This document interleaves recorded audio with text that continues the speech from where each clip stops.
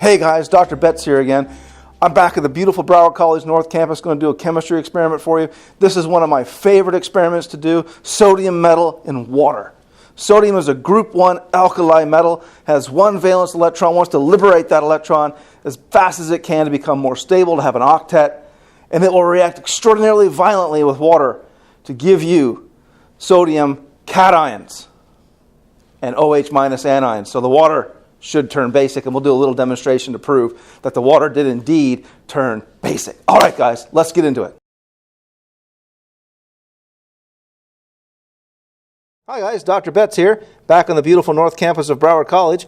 Today I'm going to do another demonstration using sodium metal, a group 1 metal, and I'm going to react it with water. And we're going to see what happens. Now, sodium metal is stored in oil so that it can't get into contact with water, because maybe something really interesting is going to happen. Maybe this stuff reacts really aggressively with water.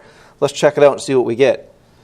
So I'm going to pull out a piece of sodium now, pretty big chunk, and I'm going to kind of wipe the excess oil off a little bit, just so we have a nice clean sodium to work with, or cleaner.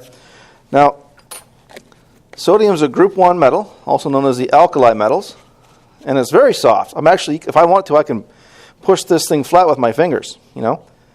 Now, this is a very dangerous reaction, so I'm going to advise no one to do this at home. Let someone like me or another trained chemist do this for you so that you can be as safe as possible. Now, here we go. Just going to drop the sodium in. There we go. And I got out of the way. Now, I'm wearing safety glasses, lab coats. I'm also wearing gloves because, you know, I don't want to get hurt. So don't try this at home. Now notice the ball of sodium, or the metal was a little rectangle when I put it in. Now it's kind of turned into a ball. What's happened is the heat has made the sodium kind of melt a little bit. And as you can see, it's reacting with that water. Okay? It's giving off a gas. That gas is giving off is hydrogen as it reacts with the water. That's really cool. Now hydrogen's flammable, so this thing might catch on fire. It doesn't always. Sodium sometimes doesn't catch on fire. Potassium usually does, but we don't have any potassium here at Broward College at this time. So we're just going to let this sodium fizzle and spit a little bit. Pretty cool, right? It reacts aggressively with water, which is probably why you don't find any sodium metal on the earth. It's all sodium ion. It's all the cations of sodium, because it reacts with the water immediately to form its cation, because it wants to liberate that one valence electron.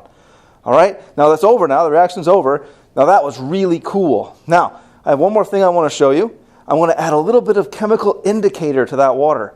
And that indicator is going to turn a color pink, if that water is basic. Now, I'm predicting, because of the chemistry I know, that this water should be basic, because when sodium reacts with water, it should turn the water basic, which is probably one of the reasons why group 1 metals are called the alkali metals. Alkaline being basic, alkali kind of a derivation of that word.